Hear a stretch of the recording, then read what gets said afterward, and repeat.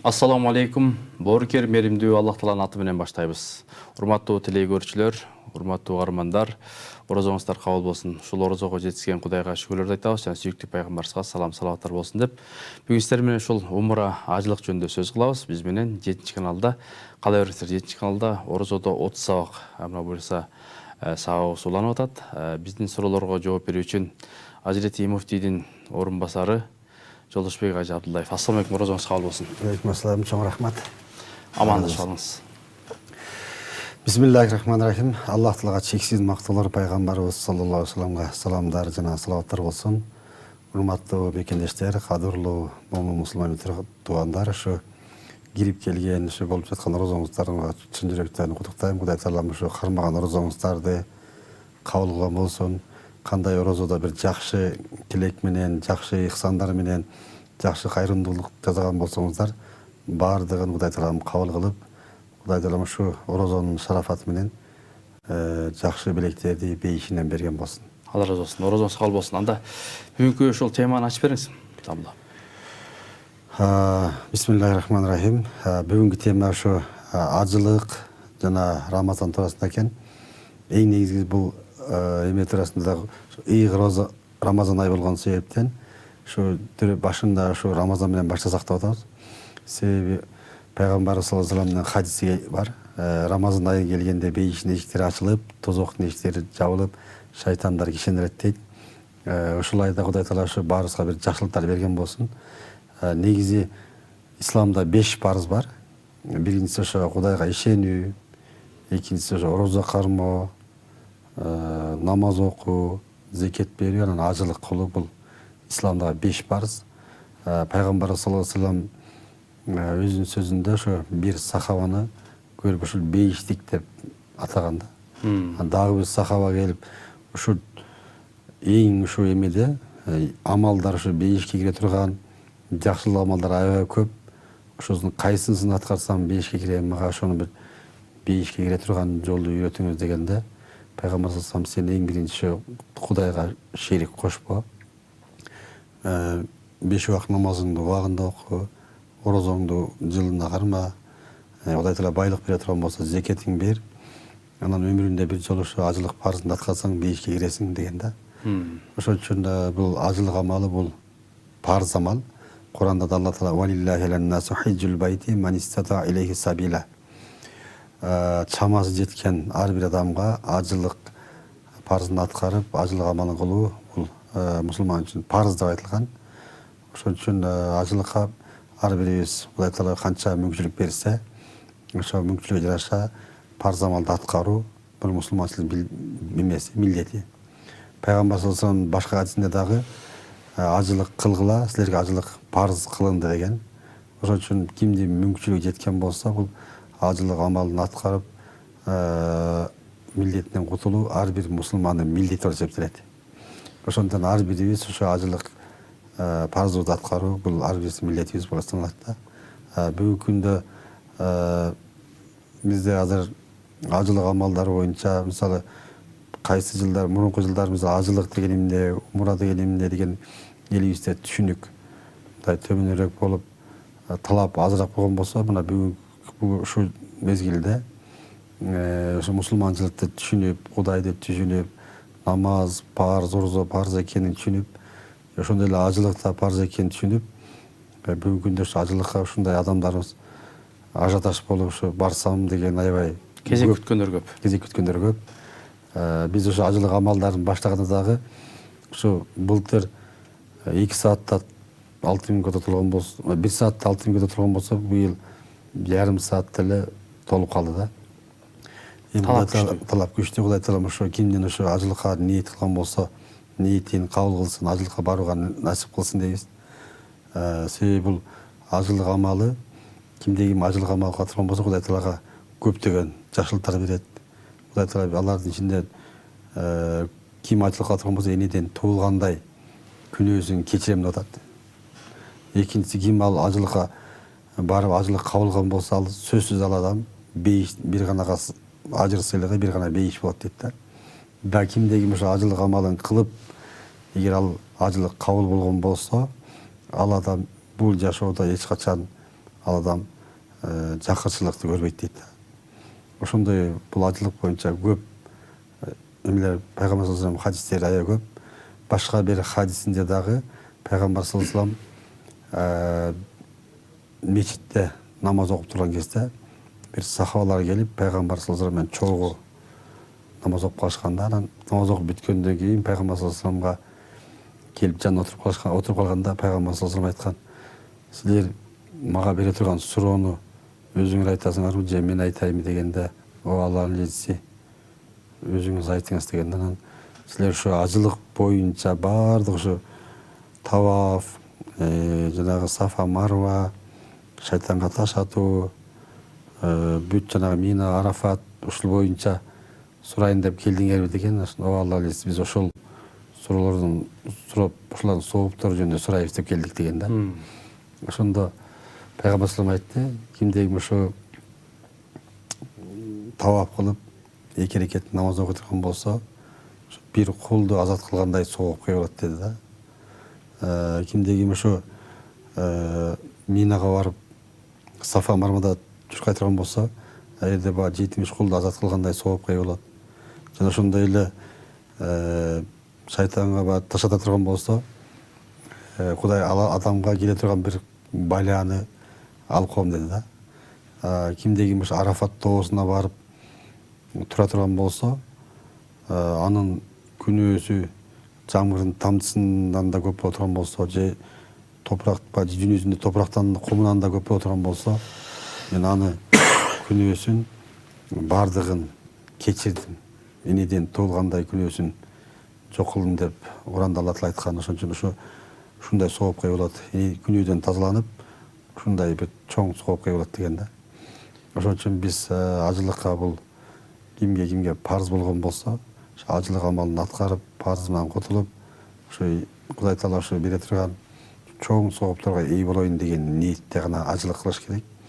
Бүгүнкү күндө баягы ажылыкка ушундай көп адамдар кетип жатышпайбы? Кээ бирөө мындай түшүнүп барып атат, ошо парызымды аткарып калайын деп. Кээ бирөө мен балам жөнөтүп атат, барып келейин деп кетип атат. Кээ бир адамдар баягы элдин баары эле барып жатат, мен да барып эл катары барып келейинчи деген ниетте болот. Андай ниетте болуш керек. Кудай Таала кимге ошо ажылыкты парыз кылган болсо, ошо парызымды аткарып, ошо милдетимди кутулайын. Ошо пайгамбар саллаллаху алейхи вассалам ошо ажылык боюнча айткан, энеден туулгандай күнөөдөн таза болот. Анын ошо ар бир кадамына, үйдөн чыкканда кадамына сооп жазылып, бир кадамына күнөөсү кечирилет деген да, башка хадистерде.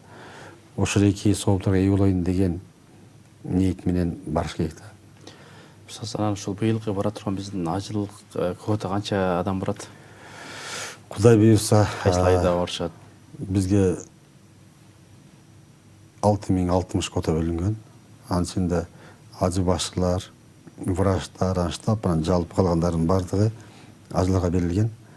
Кудай буйрса, ошо майдын башында биринчи рейс учуп баштайт. Майдын башына учуп барып, кайра июнда кайтып келишет. Алла разы болсун. Ушул негизи мынакей жылдан жылга талап күчтүү болуп атат, дин агартуу өсүп атат, салттуу ислам өсүп атат. Анан ушул баягы алымдардын, муфтияттын, молдолордун, имам хатиптердин баягы салым өтө көп, сабактар болуп атат да. Анан сиз айткандай, былтыр умрада дагы ошо дүйнө жүзү боюнча биздин Кыргызстандан баргандар 3-4 орунда болуптур. Анан умра жөнүндө айтып берсеңиз, быйыл кандай болуп атат?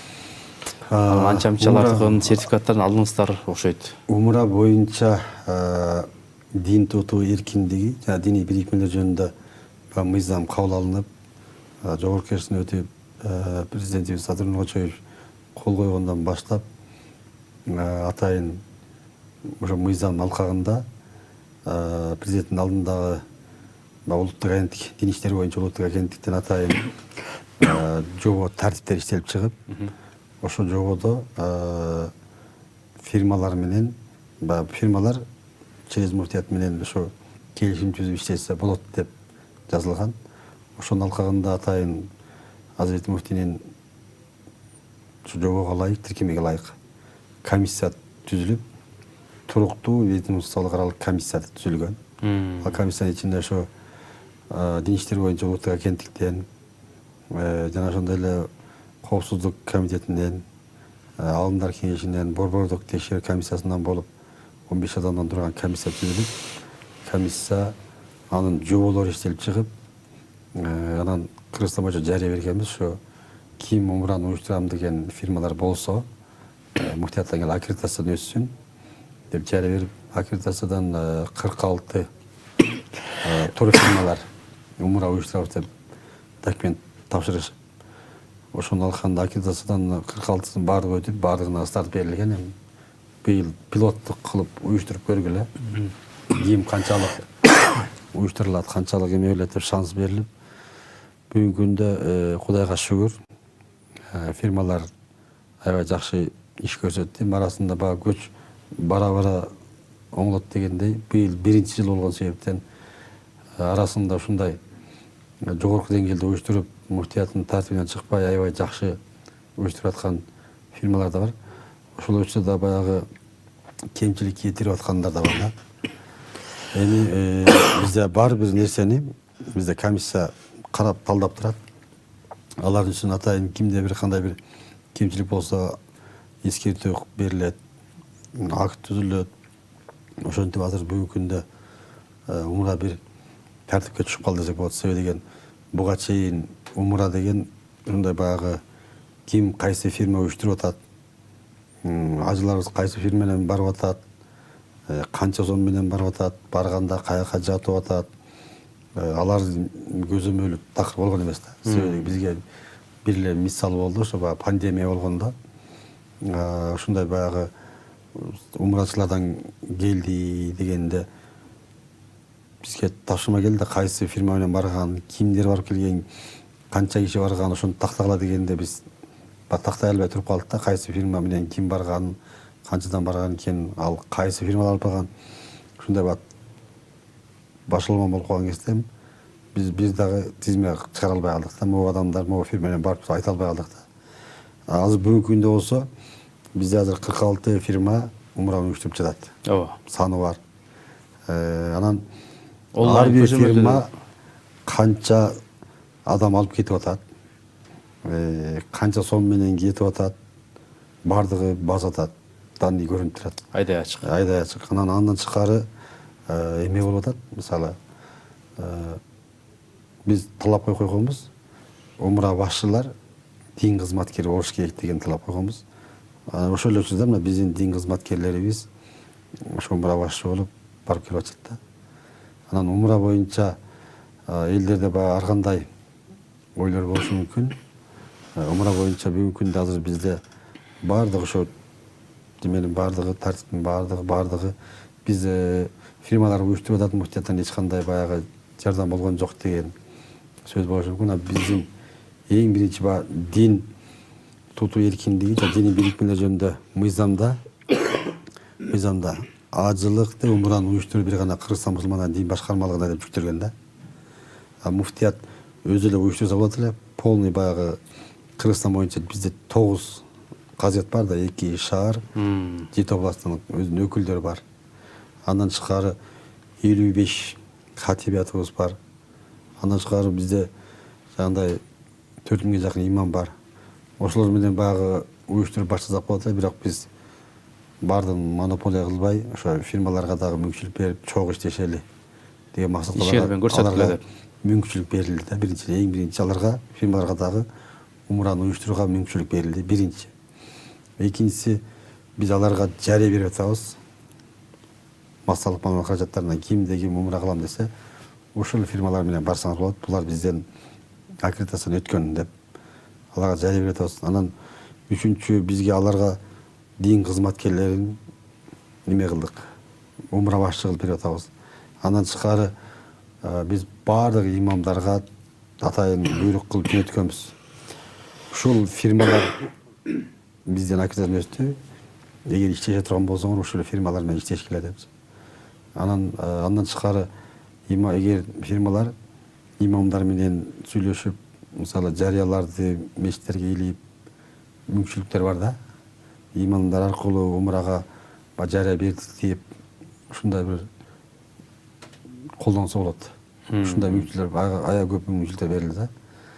Бүгүнкү күндө бизде азыр бардык мисалы фирмалар, бул фирмада бүйүчү адамдын баарын топтоп умурага топтош кыйын. Себеби деген элдер айтышы мүмкүн, мен массалык маалымат каражаттары аркылуу Instagram, Facebook аркылуу жарыя берип чогултуп алам деши мүмкүн. Бирок ошол учурда эле биздин имамдар чоң жардам берип атат. Себеби деген алар бир мешитте имам, жарандар имам кайрылат, умурага кантип барсам болот, кандай кылсам болот деп алар тизмелерин алып, даярдап, кааласа өзү алып барып келет, кааласа фирма менен барсаң болот деп жол көрсөтөт да.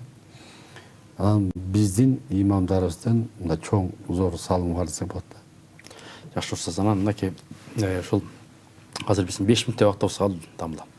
Ошого бүгүнкү темабызга дагы даярданып көргөн экенсиз, ушул сабак кылып берсеңиз. Бул боюнча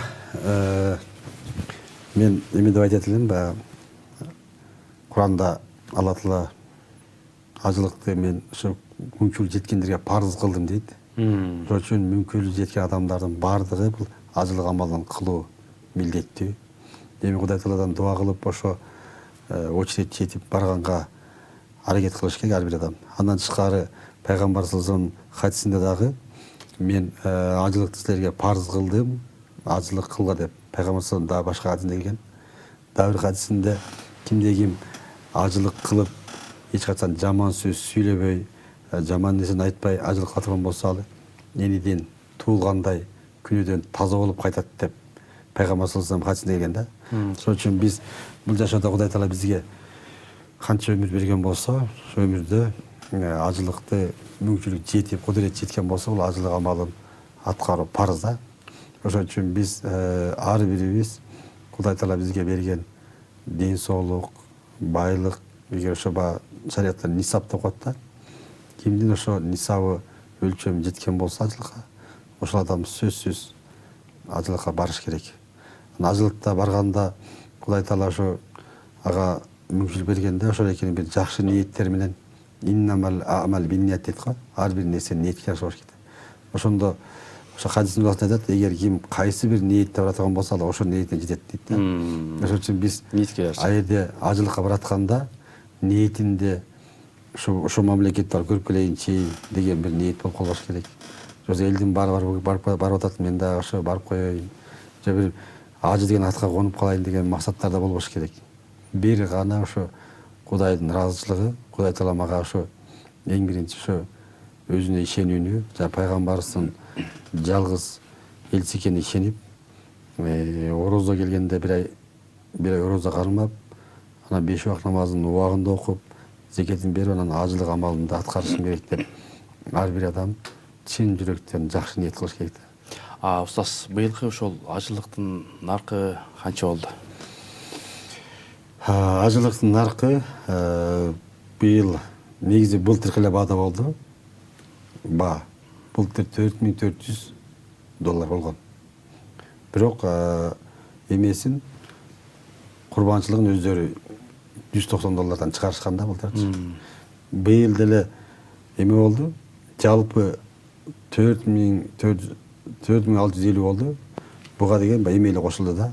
Курбанчылыкты быйыл калькуляцияга киргизип койдук. Кошуп койдуңуздар, э? Кошуп койдук. Ошондо $4650 болуп калды. Демек, муфтият ошону барыштап уюштуруп берет экен да? Себеби деген былтыркы эле курбанчылык мурун өзүнчө төлөштү да, Саудияга барганда. Быйыл болсо ошо калькуляцияга киргизип койгон себептен ошол эле бойдон калды десек болот да. Тиги форма кайсы фирма өттү? Конкурс болдубу? Негизи бизде ажылык боюнча авиакомпания конкурс кылдык. Ага Fly Adil деген авиакомпаниясы ташып турган болду. Бул Саудиянын авиакомпаниясы. Андан тышкары кийим боюнча, сиз айткан кийим боюнча атайын конкурс болду. Бул жеке ишкер Медер деген бала утуп, ошол эле кийип бере турган болду. Андан тышкары биз дары дармек боюнча бизде Саудиянын талабы бар. Мезгилдик гриппке каршы жана менингитке каршы эмдөөдөн өтүш керек деген талап бар. Ошонун негизинде конкурс кылып, анда Фарватер деген осо ишканасы утуп алып, бир канча жылдан бери ошол эки дарыларды эмеден ташыйт экен, чет мамлекеттен. ошолар ташып келип берет. Мына биздин Минздрав менен келишимибиз бар. Министр ташып берет. Андан тышкары конкурсту бизде ажы башчылар боюнча конкурс кылдык. Негизи ошо ажылыкка тиешелүү ошо 4 конкурс болду. Ажы башчылыкка дагы 350дей адам документ тапшырып, анын ичинен 134 ажы башчыны тандап алдык бүгүнкү күндө. Баркелде. Устаз анда бир жакшы бүгүнкү эфирди дуа менен жыйынтыктап бериңиз. Амин. Алхамдулиллахи Rabbil alamin. Wal aqibatu lil muttaqin. Wala udwana illa lil zalimin. Wassalatu wassalamu ala rasulina Muhammadin wa alihi wa sahbihi ajmain. Allah'ım özün görüp durasın, uğup durasın, bilip durasın. Allah'ım şu ıyık Ramazan ayında şu elibizden karmagan orozularini özün kabul kılıp, argандай кемчилик катала болсо өзүң кечирип, орозодо кандай бир жакшы сооптор насип кылсаң ошол соопторго ээ кылып, орозонун шарафаты менен ошо жакшы адаттар менен адаттанып, жаман адаттарды тышташка өзүң Кудай Таалам өзүң насип кыл. Кудай Таалам ошо элибизге, жерибизге, мамлекетибизге тынччылык, аргандай фитна, фасад, кырсык, бала жалалардан, көрөлбастардан, көрөлбастыгынан өзүң сактап, өзүң жакшылыктарын бергиле Аллахым. Өзүң көрүп турасың, угуп турасың, билип турасың, өзүң кудуреттүү затсың Аллахым, баарыбызга өзүң жакшылыктарын берип, жаманчылыктан өзүң сакта Аллахым. Rabbana atina fid dunya hasana wa fil akhirati hasana wa qina azabannar. Кудай Таалам да бир жолу ошо кармаган орозоңузду өзүң кабыл кыл. Амин Аллах. Орозоңуз кабыл болсун. Урматтуу телекөрүүчүлөр, урматтуу биздин зыяратчылар, Кудай Таала ушул ыйык умра жана ажылык сапарыңыздарды, зыяраттарды Кудайым кабыл кылсын. Кийинки орозолорго жеткизсин. Элибиз өнүп өскөн күчтүү мамлекет болсун. Бүгүнкү ошол орозодо 30 сабак теле долбоору соңуна чыкты. Кийинки ободон амлашканга чейин саламат болуңуздар.